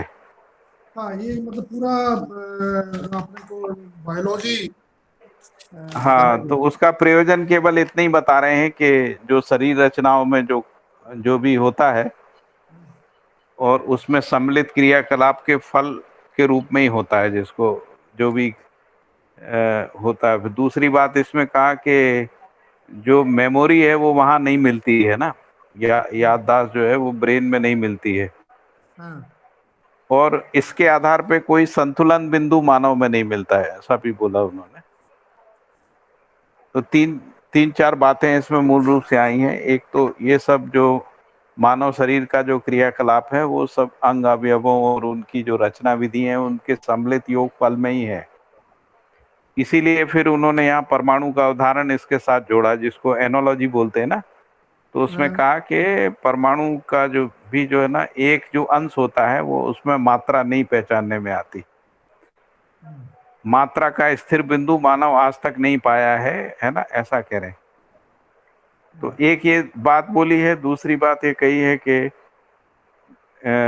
ये जो होता है शरीर का क्रिया, और जो ऐसा भी देखने को मिलता है कि जो मूर्ख माता पिता होते हैं उनकी संतान विद्वान हो सकती है, और जो विद्वान माता पिता है उनके मूर्ख होते हुए भी ऐसा देखने को मिलता है। इसका मतलब है कि ये जो मानव का जो होना है वो केवल वंशानुसंगी क्रिया नहीं है ना, उसके साथ उसमें जीवन का एक भाग है। उसको ही स्पष्ट कर रहे हैं यहाँ पर। मुझे ऐसे ही समझ में आया है, आप बताइए। और हाँ, इसमें ना यहाँ से अगर अपन पढ़ें, इस प्रकार मनुष्य शरीर का अध्ययन और जीव शरीर का अध्ययन से वंश का स्वरूप स्पष्ट होता है। हाँ, राइट। यह डिम्ब और शुक्र, मतलब ह्यूमन बॉडी एंड मेल जानवर, फीमेल का। हाँ, हाँ, यह डिम्ब और शुक्र सूत्र का संयोग उसकी पुष्टि और पुष्टि के लिए प्राप्त द्रव्यों की पवित्रता। ये क्या होते हैं? आरएनए, डीएनए, हाँ, हाँ, हाँ जी, वही सब। शुद्धता और संयोग विधियों के आधार पर विविध प्रकार से प्रभाव पड़ते हुए देखने को मिलता है। हाँ, हाँ, राइट। इन्हीं आधारों शरीर पर, रचना, शरीर अभी जो रचनाओं। पूरी है इन्हीं आधारों पे, यानी कि हाँ, जो शुक्र और बिंब का जो क्वालिटी है इन्हीं उन्हीं आधारों आधारों पे संतानों में विविधताओं का होना देखा गया है ना, यही। पर। जबकि ऐसा नहीं है। बाबा जी पहले तो ये कहते रहे कि जो ये आदमी का जो आचरण है वो इस पे डिपेंड ही नहीं है, वो तो शिक्षा पे है। हाँ, तो वो बाबा जी शरीरगत विविधताएं बनती है ना इससे। उनका रंग, आंखों का रंग, चमड़ी का रंग, आदि आदि, ये सब उसमें भी विविधताएं होती है, ऐसा बोल रहे हैं। अच्छा, दूसरा ये जो बार एक जगह यहाँ भी बोला है, बाकी भी दर्शन में कई जगह ना लिखा आता है, तो मेरे को इसमें काफी दिक्कत आती है। बाबा जी बोल रहे हैं, यथा मूर्ख माता पिता के संतान विद्वान, और विद्वान माता पिता के संतान मूर्ख भी होता हुआ उन्हीं उन्हीं के रूप में होता हुआ और भिन्न रूप में होता हुआ देखने को मिलता है। हम्म। और इससे पहले पंचकोटि के मानवों को अगर देखें हाँ। तो आज का जितना भी मानव समुदाय है आज तक का, वो पहली हम्म। कोटि दूसरी कोटि में ही है। पशु मानव, राक्षस मानव में। हाँ। हाँ, तो उसमें how you are going to decide कि विच इज विद्वान एंड विच इज मूर्ख? ऑल आर मूर्ख। हाँ। उस मतलब आज तक का जो, जब तक मानवीयता की या जिसकी विद्वता की हमारे पास डेफिनेशन ही नहीं है, तो हम किसको विद्वान बोलेंगे, वो किसको? वो तो जिसको आप कह रहे हैं वो सार्वभौमिक अर्थ में है। हम्म, लेकिन एक परिवार में जो समझदारी का पैरामीटर होता है ना, उस पैरामीटर के आधार पर बात कर। तो पैरामीटर मतलब जो आज एक का, मैं आज के जो भी मतलब जैसे पैरामीटर है उसमें कौन से वाले को विद्वान बोलेंगे भाई? जो भी मानते हैं, जैसे मान लो कोई बच्चा पढ़ने लिखने में तेज है, स्पोर्ट्स में तेज है ना, या बिजनेस में तेज है, आदि संगीत एक में तो तेज है। एक बच्चा अगर हम्म। स्पोर्ट्स में तेज है तो दूसरा बच्चा किसी और चीज में तेज है। हाँ, तो अपन तो वो किसमें? केवल इतना ही बता रहे हैं कि माता पिता के गुणधर्म उसमें नहीं आते हैं। ये इस तथ्य को इंगित कर रहे हैं। हम्म, ऐसा नहीं होता है कि जैसे वंशानुसंगीय गुणधर्म आ जाते हैं, वैसे गुणधर्म जो है, समझदारी वाले गुणधर्म नहीं आते, ऐसा कह रहे हैं। यानी उसकी विचार करने की, तर्क करने की प्रवृत्ति, उसकी लगनशीलता, ये वाले जो मुद्दे हैं ना, वो ट्रांसफर नहीं होते वंशानुसंगीय विधि से। फिर इसका और मास का क्या संबंध है? इसके बाद में मास पे आगे सीधा वो मात्रा का स्थिर बिंदु। वो ये कह रहे हैं कि जो आचरण है ना, वो सह अस्तित्व में ही होता है।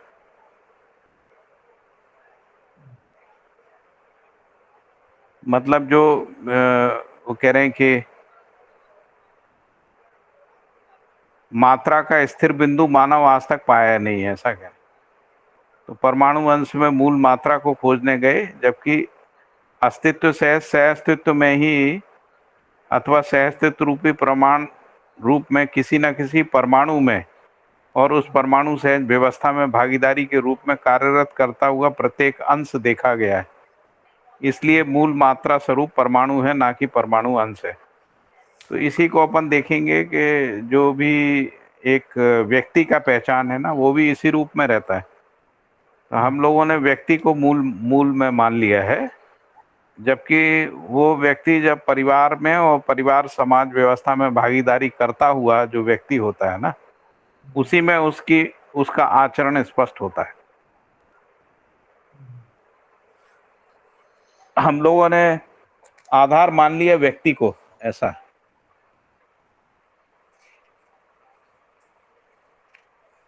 और इसीलिए जो जो जिसको अपन व्यवहारवादी समाज कह रहे हैं ना, वो स्पष्ट नहीं हो पाए। तो व्यवहारवादी समाज क्यों स्पष्ट नहीं हुआ? क्योंकि हमने एक व्यक्ति को आधार मान लिया, उसी के आधार पे व्यक्तिवादी शासन, व्यक्तिवादी व्यवस्था, व्यक्तिवादी संविधान जो है वो देखने को मिलता है। शिक्षा भी व्यक्तिवादिता को बढ़ाती है, जबकि हमारी अपेक्षा अखंड समाज की है। अखंड समाज के रूप में ही व्यवहारवादी समाज होता है। तो इसलिए उन्होंने पहले पैराग्राफ में व्यवहारवादी समाज को जो है स्पष्ट किया है। और व्यवहारवादी समाज का मतलब भी है जो संबंध मूल मूल्यांकन पूर्वक जीता हुआ है ना, यानी परस्परता में जीता हुआ और व्यवस्था में भागीदारी करता हुआ, उस अर्थ में व्यवहारवादी समाज स्पष्ट होता है। इससे पहले अध्याय में समाज शब्द को स्पष्ट किया। समाज का मतलब है जिसको अपन सर्वमानव के रूप में समाज कह रहे हैं। तो इसलिए जो परिभाषा दी है ना व्यवहारवादी समाज की, इसमें लिखा है वर्तमान में विश्वास मौलिक अधिकार पूर्ण विधि से मानव के साथ संबंध पहचाना गया। संबंध के मूल में मूल्य मूल्यांकन, उभय तृप्ति, परिवार सहज, आवश्यकता से अधिक उत्पादन में भागीदारी, मूल्य चरित्र, नैतिकता पूर्वक आचरण, व्यवस्था सहज प्रमाण को प्रस्तुत करते हुए समग्र व्यवस्था में भागीदारी व भागीदारी के प्रति सम्मतियों का सहज स्वरूप में प्रमाणित होना ही व्यवहारवादी समाज है। तो जिस तरीके से व्यवहारवादी समाज है, वैसे ही शरीर रचना है, वैसे ही परमाणु में है। ये तीनों एनोलॉजी को एक साथ देख सकते हैं कि परमाणु में आचरण का प्रकटन कैसे होता है, शरीर में जो संपूर्ण क्रियाकलाप, अंग अवयवों का संपूर्ण क्रियाकलाप है, वो कह रहे हैं कि उन अंगों के सब संपूर्ण क्रियाकलाप के आधार पे ही रोग और निरोगता को पहचानते हैं। शरीर में जो बहुत सारे रासायनिक क्रियाएं होते हैं और जो भी अंग अवयवों का क्रियाकलाप होता है, उन सबके सम्मिलित योगफल में रोग नाम की चीज पहचानने में आती। तो वैसे ही जो व्यवहारवादी समाज का मतलब यही हुआ कि जब हम पूरी मानव जाति को एक मान के जो है अध्ययन करते हैं, तभी व्यवहारवादी समाज और व्यवहारवादी आचरण जो है वो स्पष्ट होगा। स्टडीज तो इन ये तीन एनोलॉजी को आप देखिए, तीन एक साथ बोल रहे हैं। जैसे परमाणु में उन्होंने कहा कि परमाणु का जो अंश है उसमें मात्रा का मतलब जिसको रूप गुण स्वभाव धर्म या आचरण कह रहे हैं ना, मिलेगा अंश में आचरण का पहचान नहीं होता। आचरण का पहचान परमाणु से शुरू होता है ना, जिसको उन्होंने कहा वो सहअस्तित्व है। फिर दूसरी बात उन्होंने कहा कि जो शरीर में स्वास्थ्य और रोग है, वो शरीर के सम्मिलित क्रियाकलाप के योगफल में होता है ना, जो भी रासायनिक क्रिया हो रहा है। और उसको उन्होंने कहा कि जो शरीर रचना बनने की क्रिया से जो वंशानुसंगीयता है और उसके योगफल में जो शरीर में अंग अवयव हैं, इन सब के योगफल में शरीर का रोगी होना या निरोगी होना सिद्ध होता है ना। और फिर यही बात उन्होंने यहाँ कही कि जो व्यवहारवादी समाज है ना, वो मानव संबंध के आधार पे और ये संबंध की निरंतरता के रूप में देखने पे ही स्पष्ट होता है। मुझे लगता है कि अभी जो ये परिभाषा है, इसमें अगर थोड़ा सा और इसका आप लोग ध्यान से देखें इसको, तो संबंध में मूल्य मूल्यांकन, उभय तृप्ति, हाँ, निर्णय न्याय, न्याय संदीप या भाई आवाज नहीं आ रही क्या आपको? संदीप भाई, संदीप भाई,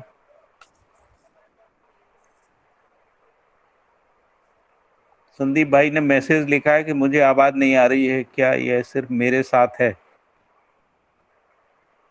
वो एक बार वो लीव करके दोबारा ज्वाइन करेंगे तो हो सकता है ना।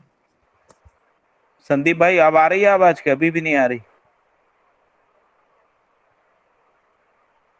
हेलो।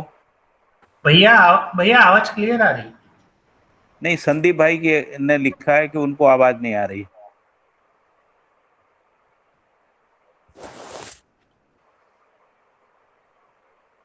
अभी लगता है कि संदीप भाई को आवाज नहीं पहुंच रही।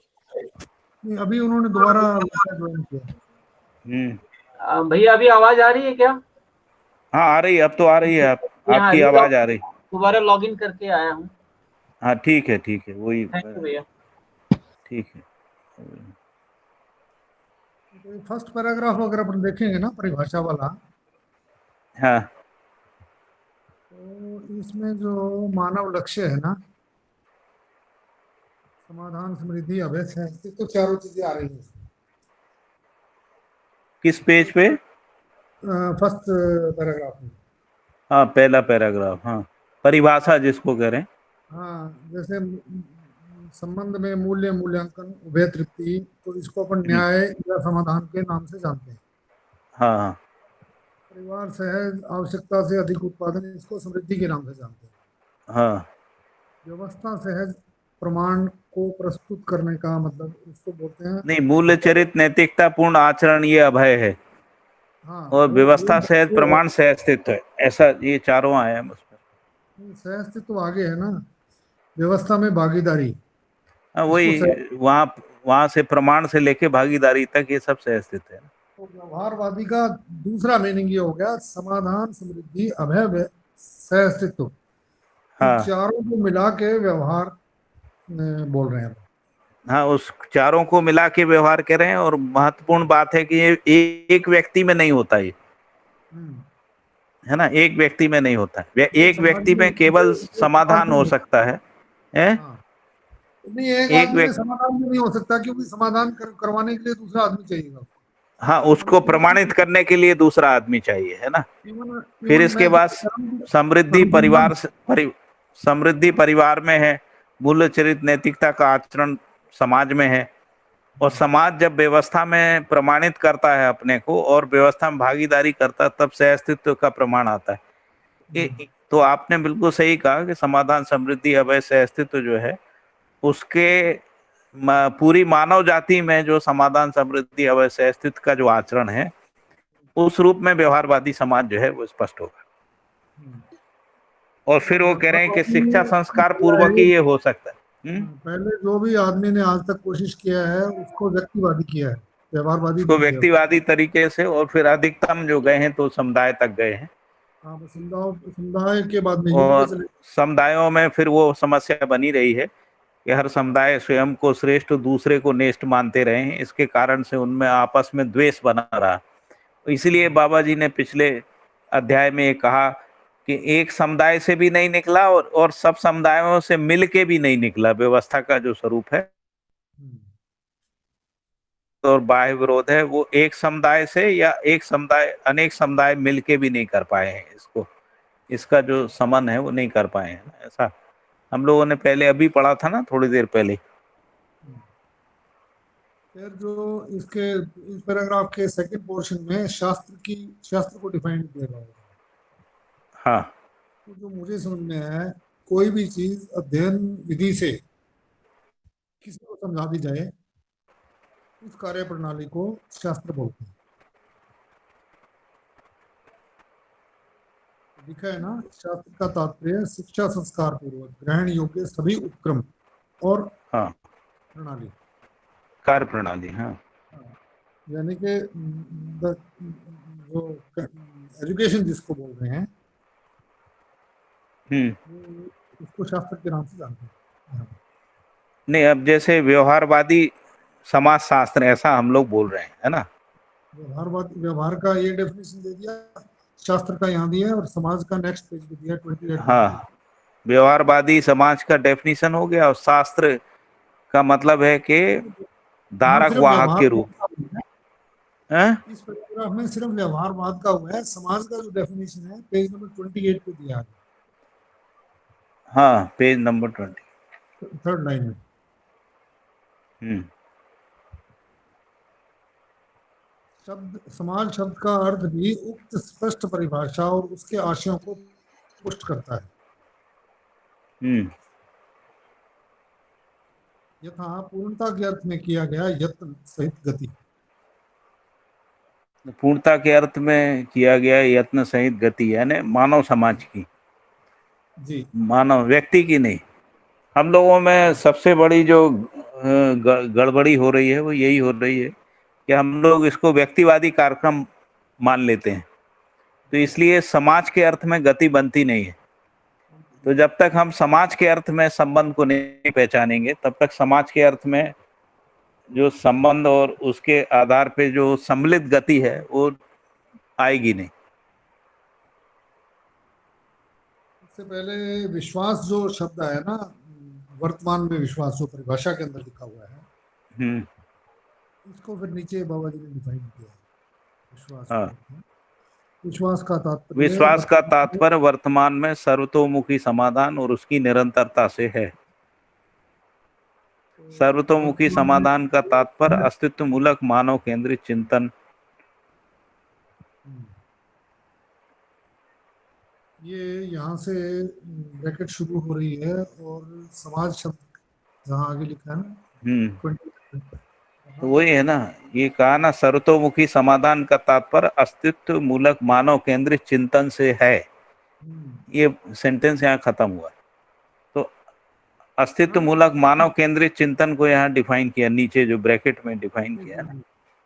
हाँ, तो उस अस्तित्व मानव केंद्रित चिंतन का मतलब है ह्यूमन इज नॉट, मतलब मानव का कोई कार्यक्रम अकेले में नहीं है, अकेले में ये नहीं है। अविभाज्य है।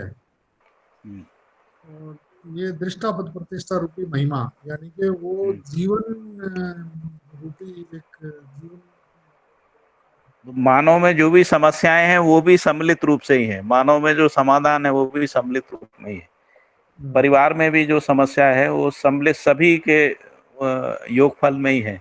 परिवार में समाधान भी सबके योगफल में ही है।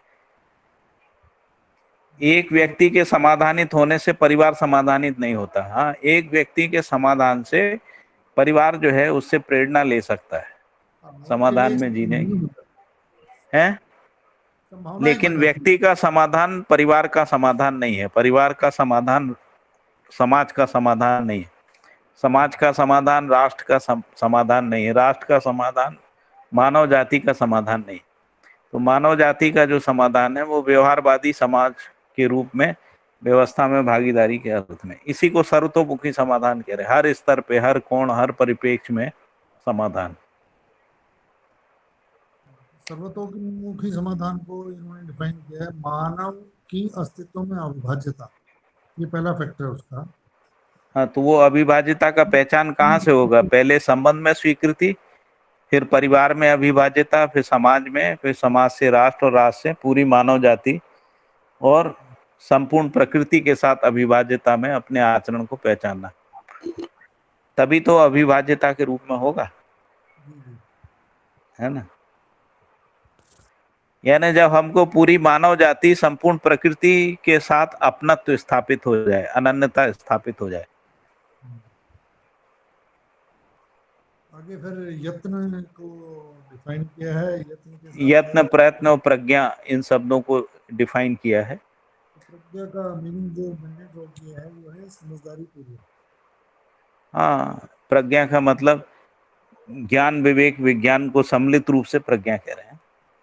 जानना, मानना, पहचानना, निर्वाह करना, इसको प्रज्ञा, इसको संचेतनशीलता भी होता है बाद में।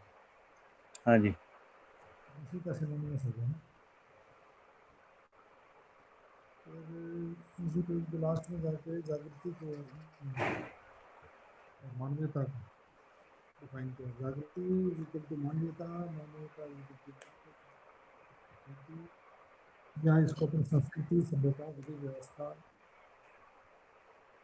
ये सब एक चीज है। हाँ जी। और भी किसी को कुछ डिस्कस करना तो करिए, जब तक अजीत भाई और मुद्दे तलाश रहे हैं। योगेश भाई,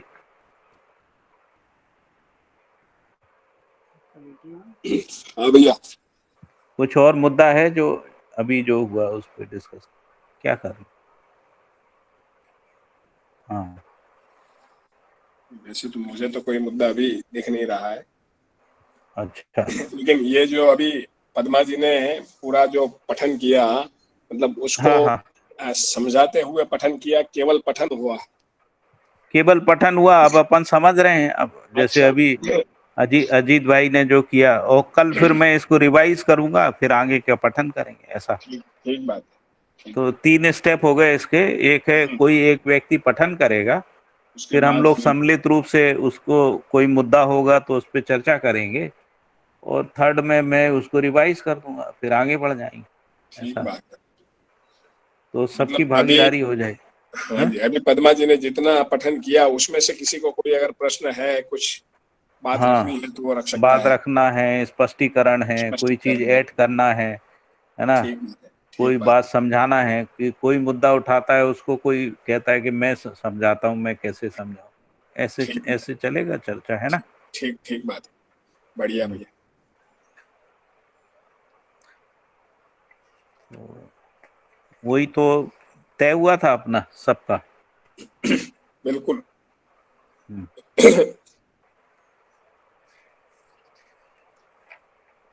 और बताइए अजीत भाई, और कोई चीज आई ध्यान में? हाँ, आगे अगर बढ़ेंगे तो इसमें जो ये जो शीर्षक है व्यवहारवादी समाजशास्त्र, इसको व्यवहारवादी मतलब जो समाज है इसके 4 आयाम कौन से बताए पेज पे? कौन से पेज? 29 में। 29 पे, हाँ। संस्कृति, सभ्यता, विधि, व्यवस्था। और 2 तरीके से बताए हैं, संस्कृति हाँ, सभ्यता विधि व्यवस्था, शिक्षा सभ्यता हम्म, विधि व्यवस्था, है ना। हाँ। तो ये इसलिए बताए हैं कि आगे इनको संतुलन बताना पड़ रहा है। हाँ, क्योंकि जो जिसको अपन कह रहे हैं कि व्यवहारवादी समाजशास्त्र का संपूर्ण क्रियाकलाप क्या होगा, तो वो संस्कृति सभ्यता विधि व्यवस्था। संस्कृति एक व्यक्ति में होती नहीं, सभ्यता भी नहीं होती, विधि भी नहीं होती, व्यवस्था भी नहीं। तो इसलिए संस्कृति सभ्यता जो है पूरे व्यवहारवादी समाज का क्रियाकलाप है। उसी को सह अस्तित्व कह रहे हैं ना अपन। हाँ। सह अस्तित्व का जो क्रियाकलाप है वो सभ्यता संस्कृति विधि व्यवस्था है। और ये सभ्यता संस्कृति विधि व्यवस्था जो है हर इकाई में रहती जी। है ना। नाम उसका दूसरा हो जाएगा, जैसे नियम प्रक्रिया प्रणाली इस रूप में हो जाएगा। विधि, नियम प्रक्रिया विधि प्रणाली व्यवस्था, इस रूप में हम प्राण कोशाओं के अंदर भी, परमाणु के अंदर भी, है ना, शरीर रचना के अंदर भी इसको पहचान सकते हैं। जिसको हम लोग मानव में सभ्यता संस्कृति विधि व्यवस्था कह रहे हैं, उसी को किसी प्राण कोशा में उसकी उसकी जो विधि है और उसकी प्रक्रिया है, उसमें जो नियम है ना, उसमें जो प्रणाली है, उसमें जो अग्रिम एक सूत्रता है, मतलब प्राण कोशाएं आपस में एक सूत्रित होकर किसी रचना को जन्म देती है ना। जैसे एक मानव अनेक मानव के साथ मिलके परिवार रूपी रचना को बनाता है ना, फिर परिवार, कई परिवार आपस में मिलके समाज या समुदाय रूपी या समूह रूपी रचना को बनाते हैं ना। तो इस तरीके से जैसा प्राण कोशा की रचनाएं में होता है, वैसे ही जो है मानव में होता है, वैसे ही शरीर की क्रियाकलापों में होता है, वैसे ही यूनिवर्स में भी होता है, और वैसे ही परमाणु में होता है। तो इसी इसी को देख पाना है ना, सभ्यता संस्कृति विधि व्यवस्था को, या नियम प्रक्रिया विधि प्रणाली को, है ना, इसको देख पाना। और इनकी इनकी एक सूत्रता सामरस्यता में या इनके सम्मिलित क्रियाकलाप में ही आचरण स्पष्ट होता है, व्यवस्था स्पष्ट होती है, और समग्र व्यवस्था में भागीदारी की प्रवृत्ति स्पष्ट होती है। जैसे परमाणु के अंश से शुरू करें तो उसमें आचरण का पहचान नहीं है, इसलिए प्रवृत्ति का पहचान नहीं। तो जैसे परमाणु में व्यवस्था, परमाणु के अंश में व्यवस्था की रहने की प्रवृत्ति कब पहचानने में आती है? जैसे ही वो परमाणु में भागीदारी करता है। तो भागीदारी करता हुआ जो परमाणु अंश है उसमें परमाणु की प्रवृत्ति परमाणु अंश की प्रवृत्ति जो है वो व्यवस्था में भागीदारी के रूप में स्पष्ट होती है। उसी को प्राणमय कोश कह रहे हैं ना। प्रेरणा ग्रहण करने का जो कोश है, क्योंकि वो प्रेरणा को ग्रहण करता है, स्वीकार करता है इस अर्थ में। वैसे ही व्यक्ति में है, हर व्यक्ति परिवार से प्रेरणा ग्रहण करता है, परिवार समाज से प्रेरणा ग्रहण करता है, समाज जो है राष्ट्र अंतर्राष्ट्र से प्रेरणा ग्रहण करता है, और हम सब लोग सह अस्तित्व से प्रेरणा ग्रहण करते हैं, यानी पूरी मानव जाति सह अस्तित्व से प्रेरित होती है। और जब हम ये सह अस्तित्व को छोड़ के समझने जाते हैं तो हम ये सभ्यता संस्कृति विधि व्यवस्था की समस्याओं से फंस जाते हैं, क्योंकि ये सभ्यता संस्कृति विधि व्यवस्थाएं हमको स्पष्ट नहीं हो पाती, तो हम शासन में फंस जाते हैं। इसकी व्यवस्था की जगह शासन में फंस जाते हैं। और शासन शक्ति केंद्रित शासन है, मतलब भय प्रलोभन आदि से जो है शासन चलाना, आस्था से, भय प्रलोभन से नियंत्रण, वही हमको सारी आदर्शवाद में वही दिखता है। आदर्शवाद में भय, आस्था, प्रलोभन के आधार पे नियंत्रित करने का प्रयास, उसी को शासन कह रहे हैं। जबकि सह अस्तित्व में सभी इकाइयां स्वयं स्फूर्त विधि से नियंत्रित रहती हैं। तो ये जो स्वयं स्फूर्त विधि से जो नियंत्रण है सह अस्तित्व में, वो मानव में पहचानना, यही व्यवहारवादी समाजशास्त्र का मूल आशय है। योगेश भाई ठीक कह रहे हैं? बिल्कुल भैया, एकदम सटीक है।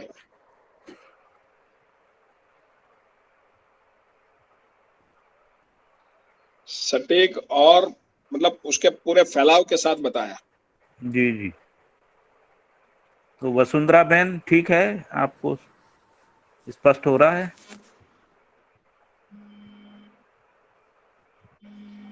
जी भैया। बहुत बढ़िया, ठीक हाँ, है। पर मुझे थोड़ा सा, अगर आप संस्कृति सभ्यता विधि व्यवस्था को थोड़ा सा, जैसे प्राण कोशा है, प्राणावस्था की बात कर रहे हैं आप, जी जी। तो एक उदाहरण से एक बार और स्पष्ट रूप से बताएंगे, उदाहरण देते हुए। उसमें जो क्रियाकलाप होता है ना, कोई भी प्राण कोशा में जो क्रियाकलाप होता है, तो वो क्रियाकलाप किसी विधि से ही होता है। मतलब वो जो विधि है, उस विधि को जिसमें अपन कह रहे हैं कि रचना तत्व, पुष्टि तत्व जो है ना, विधि के साथ क्रियाकलाप करते हैं, उस रूप में प्राण कोशा का क्रियाकलाप स्पष्ट होता है। विधि विहीन कोई भी क्रिया नहीं है, अस्तित्व में कोई भी क्रिया विधि विहीन नहीं। ठीक है, लेकिन अभी आपने कहा जैसे संस्कृति सभ्यता विधि व्यवस्था, हाँ, ये जैसे मानव में है वैसे हर अवस्था में है ना? हाँ, मतलब उस मानव में उसका नाम है, मानव में उसका नाम है संस्कृति सभ्यता विधि व्यवस्था, और उसमें नियम प्रक्रिया और विधि प्रणाली, राइट? हाँ, और साथ में उपयोगिता पूरकता है। जैसे सभ्यता क्या है, तो जो संबंध निर्वाह है उसी को सभ्यता कह रहे हैं ना। तो वैसे ही हर परमाणु में जो है ना परस्पर पूरकता रहती, पदार्थावस्था प्राणावस्था में परस्पर पूरकता रहती। तो यदि आप परस्पर पूरकता व्यवस्था के अर्थ में होती है, उसी को अपन सभ्यता बोल रहे हैं, मानव में उसको सभ्यता कह रहे हैं, जी, है ना। तो जैसे मानव संस्कृति पूर्वक नियंत्रित रहता है, तो संस्कृति ही विधि हो जाती, शिक्षा ही विधि है ना। तो वैसे ही जो सभी भौतिक रासायनिक क्रियाकलाप है वो सहअस्तित्व रूपी विधि से नियंत्रित रहते हैं, है ना, क्रियाकलाप करते हैं। इसलिए वहां पे संस्कृति का पहचान विधि के अर्थ में होगा। वहाँ विधि जो है बीजानुसंगीयता होगी ना। हाँ, बीजानुसंगी विधि होगी, या वंशानुसंगी विधि होगी, या परमाणानुसंगी विधि होगी, है ना। मानव में संस्कारानुसंगी विधि है, संस्कारानुसंगी विधि शिक्षा संस्कार पूर्वक है ना। तो इसलिए जो विधि है वो बनी रहती है, और इसके बाद हर इकाई अपने व्यवस्था का प्रकाशन करती है। जैसे पदार्थावस्था की अपनी व्यवस्था है, प्राणावस्था की अपनी व्यवस्था है, फिर ये व्यवस्थाएं भी आपस में भागीदारी करती है ना। हर इकाई स्वयं में व्यवस्था होते हुए समग्र व्यवस्था में भागीदारी करती है। इस रूप में ही सह अस्तित्व स्पष्ट होता है। तो जब ये एक व्यवस्था दूसरी व्यवस्था के साथ भागीदारी करती है, वही भागीदारी उपयोगिता पूरकता के रूप में है। उपयोगिता पूरकता के रूप में व्यवस्था पहचानने में आती है। यही उपयोगिता पूरकता जो है वो परिवार, समाज, राष्ट्र, अंतरराष्ट्र में पहचानने में आती है। व्यक्ति में उपयोगिता पूरकता पहचानने में नहीं आती।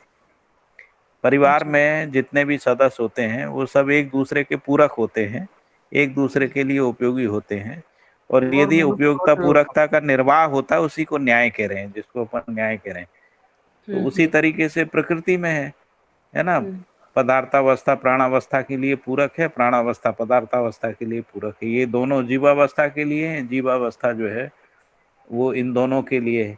तो वैसे ही मानव को भी इन तीनों अवस्थाओं का पूरक होना चाहिए, है ना। क्योंकि ये तीनों अवस्थाएं मानव के लिए उपयोगी हैं, तो मानव को इनका पूरक होना चाहिए। यही मानव का व्यवस्था में जीने के रूप में प्रमाण होगा। अब मानव इन तीनों अवस्थाओं का पूरक क्यों नहीं हो पा रहा है? क्योंकि मानव इकट्ठा नहीं है, अखंड समाज नहीं है, या व्यवहारवादी समाज नहीं है। मानव समाज जो है ना, व्यक्तियों में या समुदायों में बटा हुआ है, और समुदाय आपस में ही लड़ रहे हैं।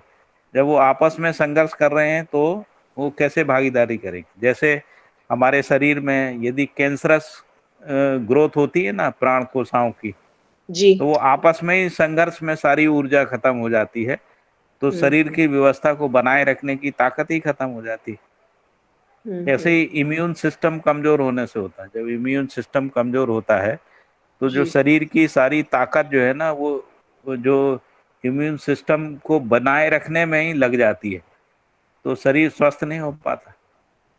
तो इम्यून सिस्टम मजबूत होना चाहिए, है ना।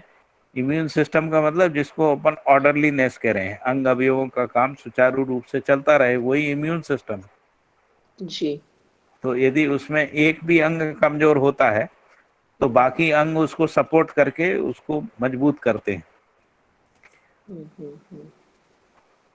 जिसको अपन कह रहे हैं शरीर में जो अंग अवयवों का क्रियाकलाप है वो सहअस्तित्व विधि से ही होता है जी। जी, बहुत सुंदर। ना। जी।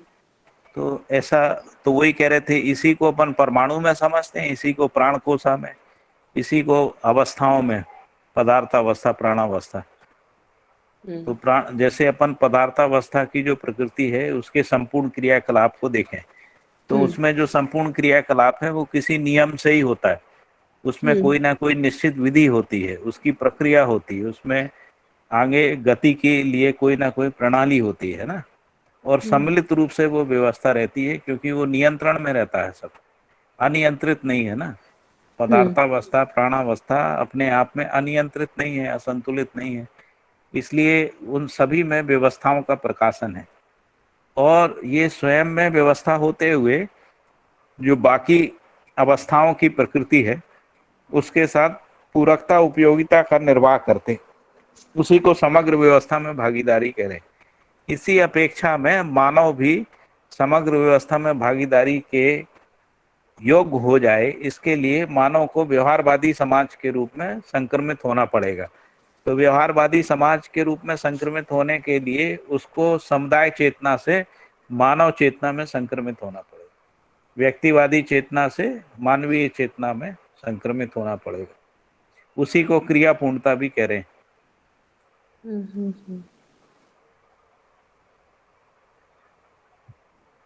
ठीक है भैया, है ना। जी। यज्ञेश जी, ये पाठक जी दो यज्ञेश शब्द भाई जो हैं, आपको इस पर है जी भैया। और सभ्यता दो शब्द हैं, और दो शब्द हैं शिक्षा और संस्कार। जी, शिक्षा संस्कार जी। तो क्या ये संस्कृति शिक्षा का सिनोनिम है और सभ्यता संस्कार का सिनोनिम, ऐसा कुछ है?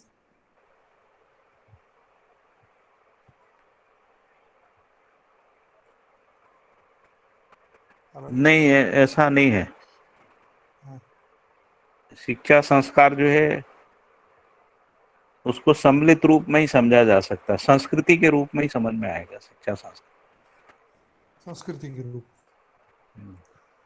तो जहां तक यहाँ मेरी पे, कल्पना में आ रहा है। हाँ ठीक है, पेज नंबर 29 पे जो लास्ट पैराग्राफ है ना, इसमें मानव परंपरा का जो संतुलन है वो अखंड समाज और सार्वभौम व्यवस्था के रूप में होता है। मानव परंपरा हाँ का हाँ हाँ। जो संतुलन है, हम्म। और पेज नंबर 30 पे फिर परिवार में संतुलन जो है, समाधान और समृद्धि को बोला गया है। हम्म। जो लिखा है ना, मूल्यों का मूल्यांकन करते हैं, संबंध को पहचानते हैं और परिवार हाँ। शायद आवश्यकता से अधिक उत्पादन करते हैं। इसका मतलब ये हो गया समाधान और समृद्धि। हम्म। इसके बाद जो मेरे को तीसरी बात नहीं समझ में आ रही, इसमें ये एक उद्देश्य लिखा है। उद्देश्य। हाँ, और उद्देश्य के बाद में जो कुछ भी लिखा है उसका कोई कनेक्टिविटी नहीं बन रही है। तो ये व्यवहारवादी उद्देश्य, समाज हाँ का उद्देश्य होगा ये। हाँ, उद्देश्य फिर ये कहाँ तक है, मतलब इसको जब हम पढ़ते जाएंगे कितने नंबर पेज तक है ये उद्देश्य?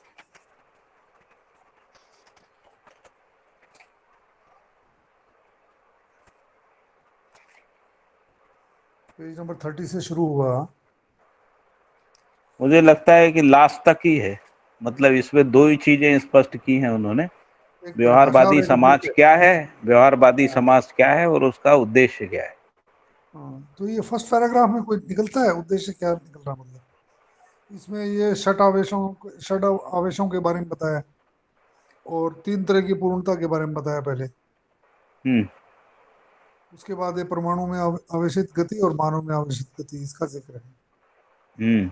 फिर विवक्षताओं के बारे में जिक्र किया है। हम्म। विवक्षताओं में जिसको बंधन बोल रहे हैं अपन, आशा हम्म। विकार विचार इच्छा बंधन, इसका जिक्र किया हम्म।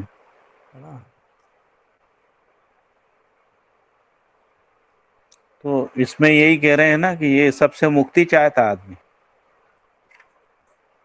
क्योंकि इस ये जो षड आवेशों के आधार पे उसमें व्यवस्था का प्रमाण नहीं है और बंधन में वो जीना नहीं चाहता है, इससे मुक्ति चाहता है। तो इससे जो मुक्ति है वो व्यवहारवादी समाज विधि से ही हो सकती है।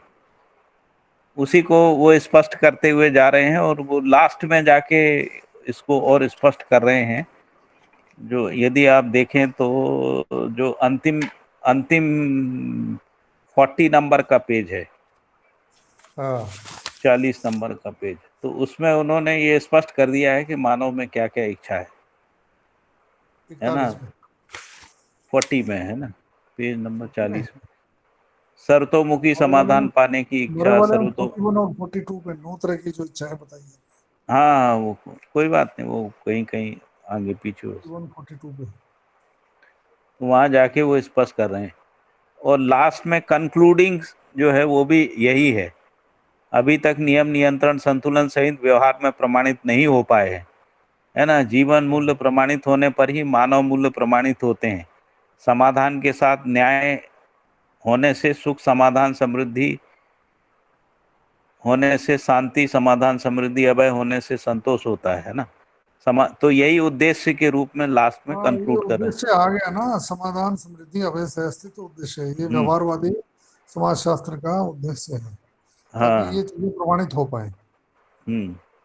और इसके बाद लास्ट जो पैरा लिखा है ना, उसमें लिखा है सर्वाधिक लोगों में ये इच्छाएं सर्वेक्षण से स्पष्ट हो जाती, इससे पता लगता है इन इच्छाओं से आश्रित सभी तत्व चरितार्थ होने के लिए व्यवहारवादी समाजशास्त्र का अनुसंधान प्रस्तावित है। तो दोनों प्रकार के उद्देश्य इसमें आ गए। ये जो व्यवहारवादी समाजशास्त्र का जो अनुसंधान हुआ उसका भी उद्देश्य, और ये जो अध्याय है जिसमें व्यवहारवादी समाज को उन्होंने परिभाषा किया उसका भी उद्देश्य, व्यवहारवादी समाज का उद्देश्य।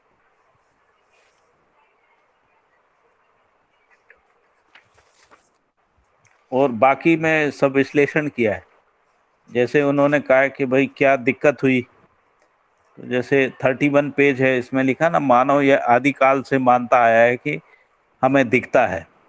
तो ये जो देखने की क्रिया है उसको उन्होंने बताया कि सभी जो ज्ञानेंद्रिय हैं कैसे वो देखता अलग है अलग आदमी, आयाम को इंद्रियों से पहचानती हैं। देखता है, वो अलग अलग दिखता है मतलब। हाँ, अलग अलग आयाम को देख पाती हैं, एक एक इंद्रिय, हाँ है ना। और हाँ, इस सम्मिलित जबकि रूप से भी जो दिखता है वो भी पूरा नहीं दिखता है, फिर उन्होंने ये भी कहा। क्योंकि फिर उन्होंने कहा कि ये जो इंद्रियों से दिखता है उससे ज्यादा गणित से दिखता है, गणित से ज्यादा कारण से दिखता है। इन सबके योगफल में आदमी में समझ होती है ना। वो जीवन में होती है।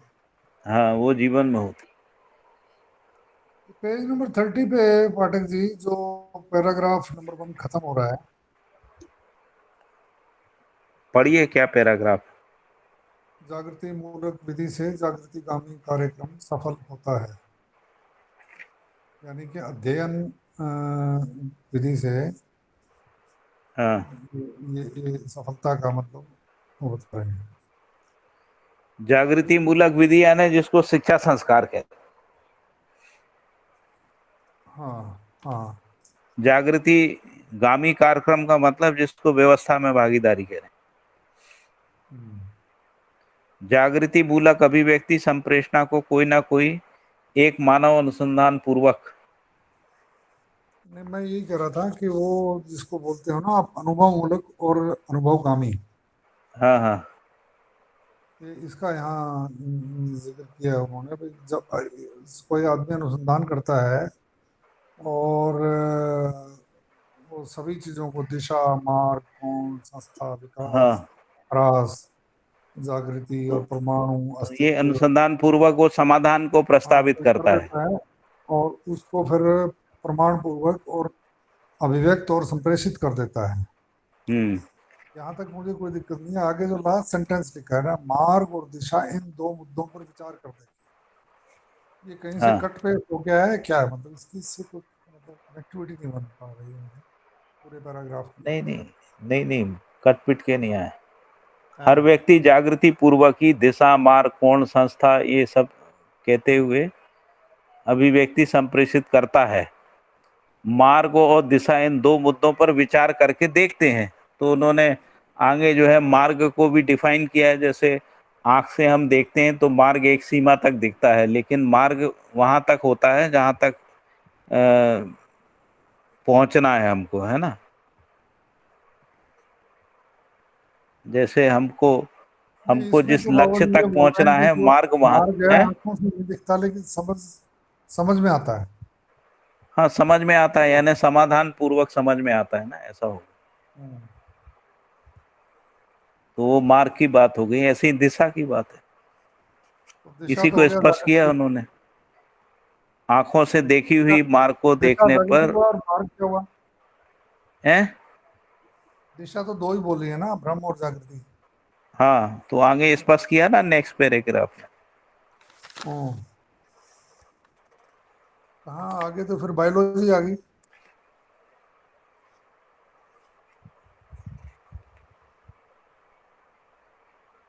पेज नंबर 33 पे तो बायोलॉजी आ गई सारी।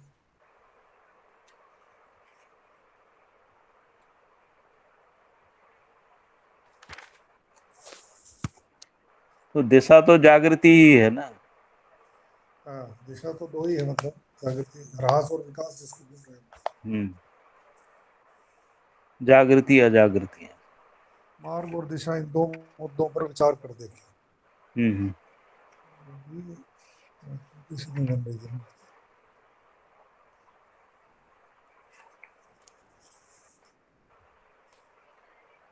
तो ये जो जागृति की दिशा को स्पष्ट किया है उन्होंने इसमें जाके,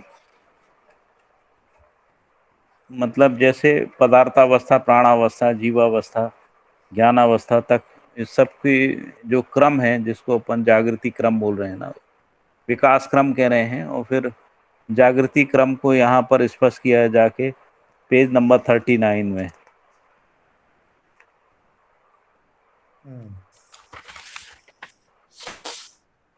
फिर उसके आधार पे इच्छाओं को स्पष्ट किया। ये इच्छाओं जिसको ये शायद कल जब इसको कंप्लीट कर लेंगे ना, फिर इसकी कनेक्टिविटी बनेगी लगता है। हाँ, तब अपन और करेंगे। ठीक है, अभी आज यहाँ इजाजत लेते हैं ना। जी, हरिहर, प्रणाम। ठीक है ना।